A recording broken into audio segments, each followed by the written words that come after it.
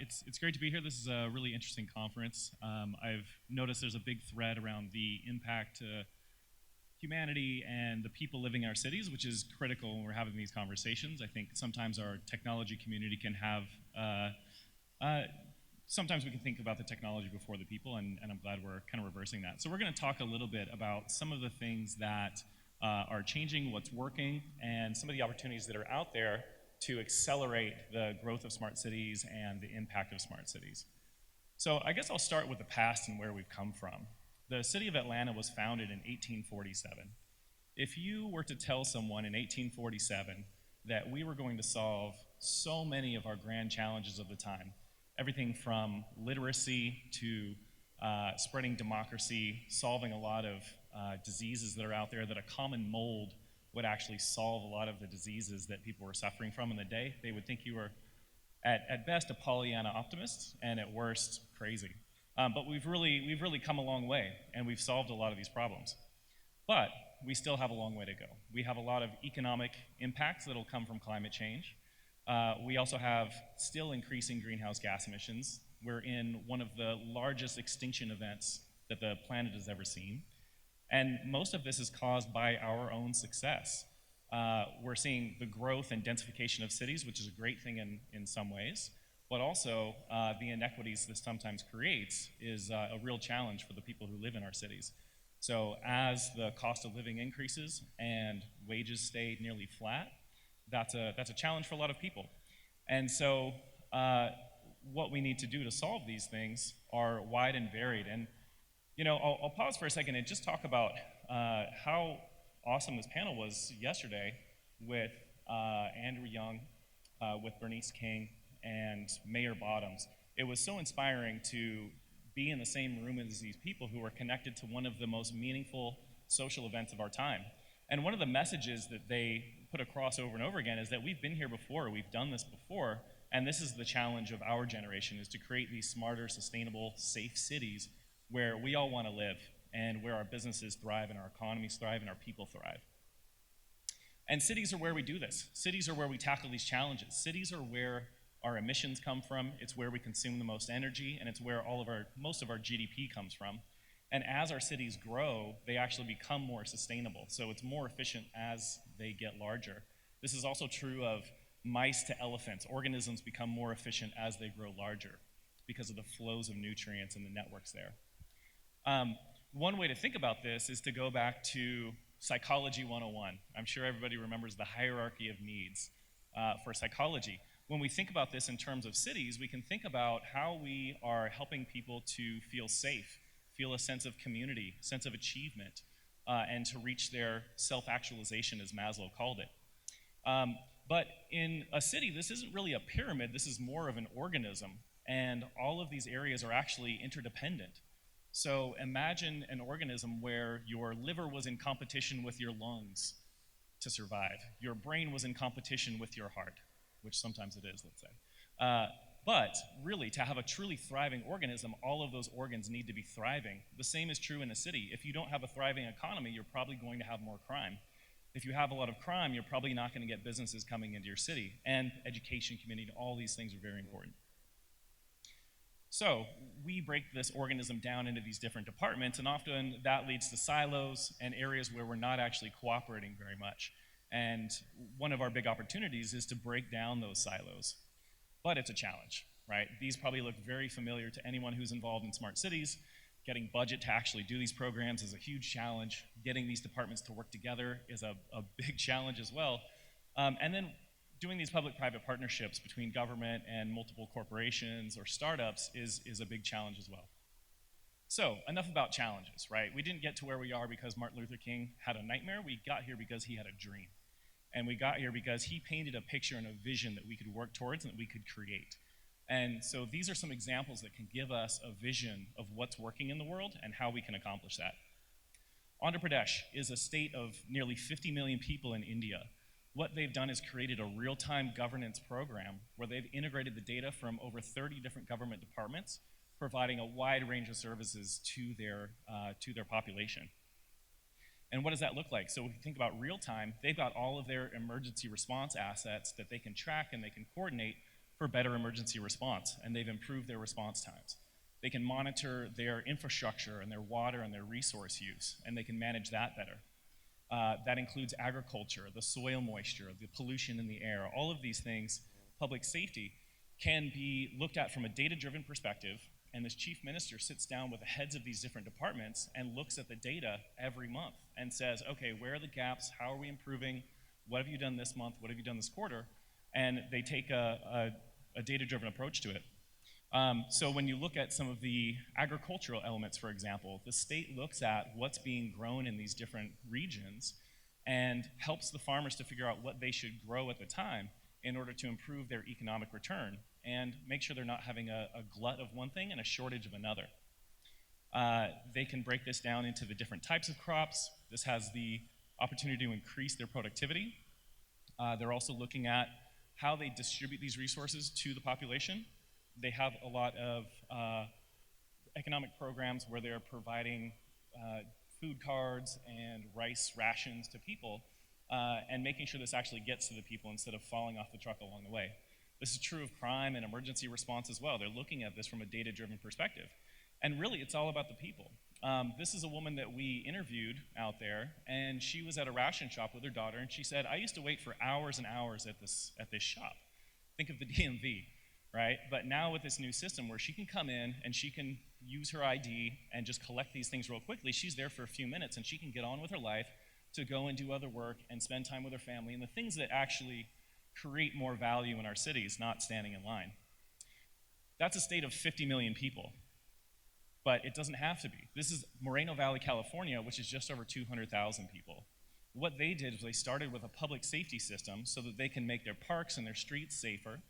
They use the same technology to then integrate the data from their traffic management systems and their transit systems.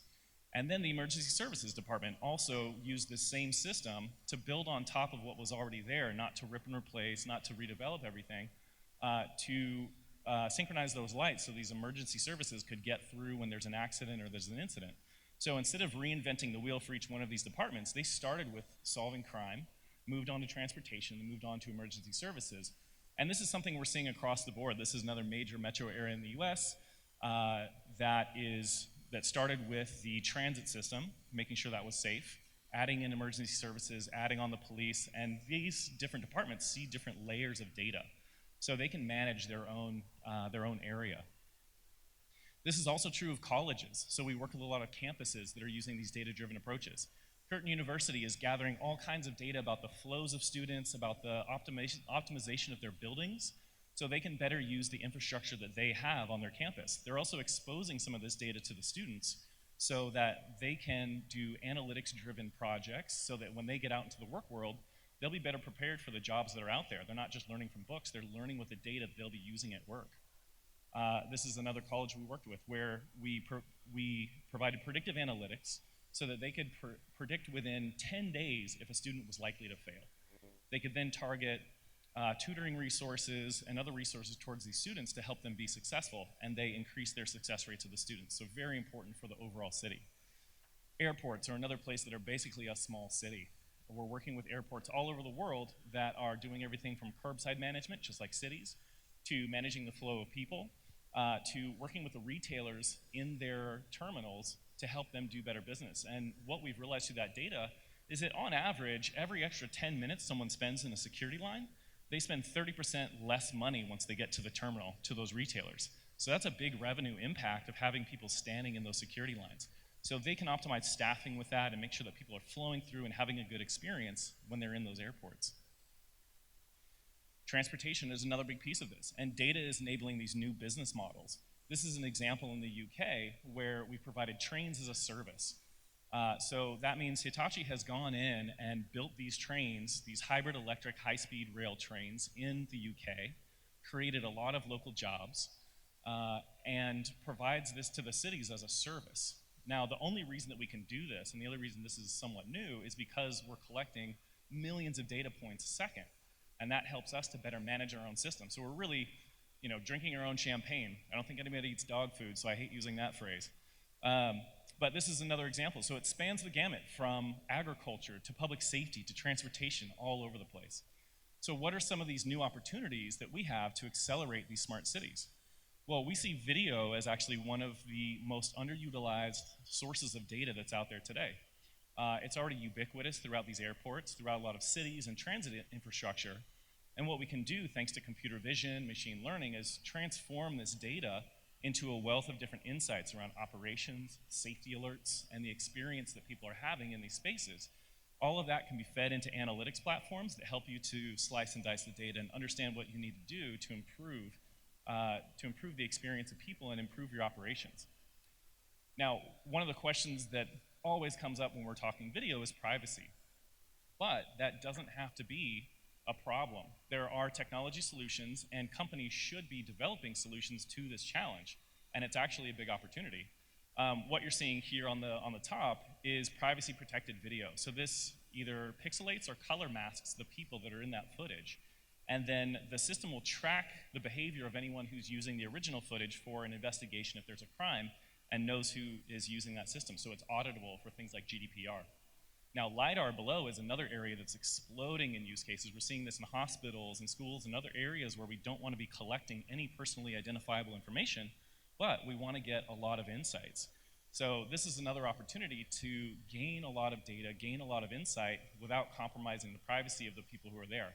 And we need to have this conversation earlier rather than later once we've installed all the systems. So something to think about from that aspect. And what that can give us is insights like this. So with this particular example, in a retail store, we're able to track each individual, where they enter, how much time they spend in front of each product, where they exit, what their entire journey is, so that store can better manage their area and their store. But I have no idea who these people are. I just know that person 1, 2, 3 came in here, spent time there, and exited there. So these are big opportunities. Also, the corporate sector is really realizing that social impact is an important part of doing business. You saw all these announcements recently from CEOs who have said that making money is of course important, but the impact you have is also important. And the people who run this or provide a lot of strategy in the space see the same thing, that social responsibility shouldn't be some detached department. It actually should be an integral part of the solutions you provide.